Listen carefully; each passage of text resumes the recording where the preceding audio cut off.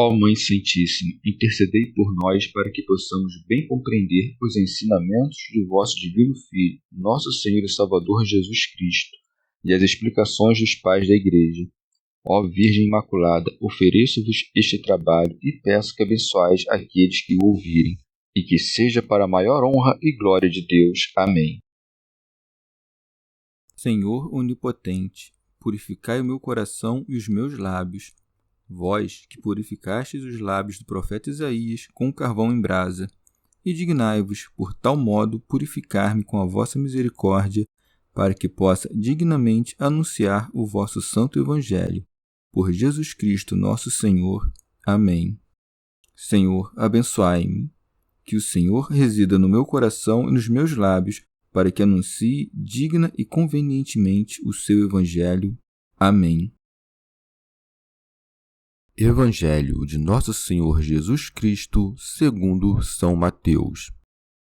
Discussão sobre o jejum. Por esse tempo, vieram procurá-lo os discípulos de João com esta pergunta: Por que razão nós e os fariseus jejuamos enquanto os teus discípulos não jejuam? Jesus respondeu-lhes: Por acaso podem os amigos do noivo estar de luto enquanto o noivo está com eles? Dias virão quando o noivo lhes será tirado, então sim jejuarão. Comentários dos Pais da Igreja. Comentário de São Tomás de Aquino em forma de glosa. Tendo Jesus respondido sobre a refeição e o convívio com os pecadores, eles atacam-no falando sobre a comida. É dito: por esse tempo vieram procurá-lo os discípulos de João com esta pergunta: Por que razão nós e os fariseus jejuamos enquanto os teus discípulos não jejuam? São Jerônimo. Pergunta soberba e vaidade culpável do jejum. Os discípulos de João não tinham desculpas por terem se juntado aos fariseus, a quem sabiam que seu mestre havia condenado, e que caluniavam aquele que sabiam que ele tinha anunciado. São João Crisóstomo. O que equivale a dizer: seja, tu como médico ages assim, mas por que teus discípulos, não fazendo jejum, vão sentar-se em tais mesas?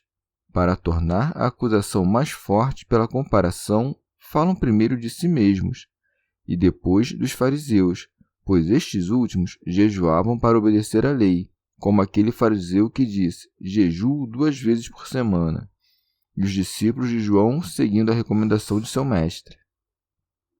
Rábano Mauro. João não bebe vinho nem bebida inebriante, e o mérito de sua abstinência é tanto maior por ele não ter poder nenhum sobre a natureza.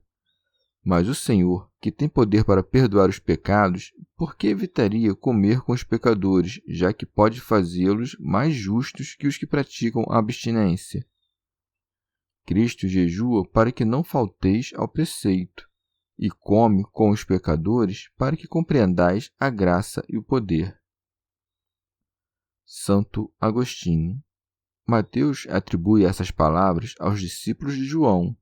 A narrativa de Marcos, ao contrário, parece indicar que elas foram ditas por outros, ou seja, pelos convivas sobre os discípulos de João e os fariseus, o que Lucas refere em termos mais explícitos. Se, portanto, Mateus diz: então foram ter com ele os discípulos de João, não seria porque os discípulos estavam presentes e todos desejavam, se pudessem, fazer a mesma objeção? São João Crisóstomo. Ou também, se Lucas disse que foram os fariseus que disseram essas palavras, e aqui é dito que foram os discípulos de João, é porque os fariseus colocaram-lhes essa questão, como fizeram mais tarde com os herodianos. Deve-se observar que, quando se trata de tomar a defesa de pessoas que não pertencem à sua família, dos publicanos, por exemplo, Nosso Senhor, para consolar sua alma turbada, contesta com veemência as acusações que lhes fazem, ao passo que responde com mansidão quando ultrajam seus discípulos. Por acaso podem os amigos do noivo estar de luto enquanto o noivo está com eles? Primeiro apresentou-se como médico, e agora como esposo, recordando assim as palavras de João: o que tem a esposa é o esposo. São Jerônimo. O esposo é Cristo, a esposa é a Igreja. Desse matrimônio espiritual nascem os apóstolos, que não podem estar de luto enquanto veem o esposo em seu quarto nupcial, e sabem que ele está com a esposa. Mas, quando os dias das núpcias acabarem para dar lugar à paixão e à ressurreição, então os filhos do esposo jejuarão, como é dito. Dias virão quando o noivo lhes será tirado, então, sim, jejuarão. São João Crisóstomo. E é este o sentido que ele diz: o tempo presente é tempo de gozo e de alegria. A tristeza não deve mesclar-se com ele, porque o jejum é triste, não em si mesmo, mas para aqueles cujas disposições são imperfeitas, ou seja, para aqueles que ainda estão dispostos de maneira fraca.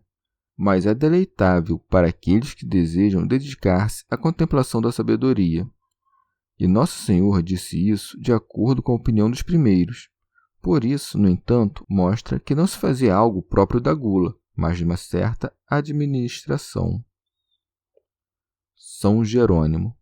Alguns baseiam-se nessas palavras para concluir que se deve consagrar ao jejum os 40 dias que se seguem à paixão, embora os dias de Pentecostes e da descida do Espírito Santo, que os seguem imediatamente, induzam-nos à alegria. Montano, Prisca e Maximila utilizam-se das mesmas palavras para fazer a quaresma depois de Pentecostes, alegando que os filhos do esposo devem jejuar quando este lhes foi tirado. Mas o costume da Igreja é preparar-se para a celebração da paixão e da ressurreição mediante a humilhação da carne, a fim de que, pelo jejum do corpo, preparemo-nos para o festim espiritual. Chegamos ao fim de mais um dia de comentários da Catena Áurea.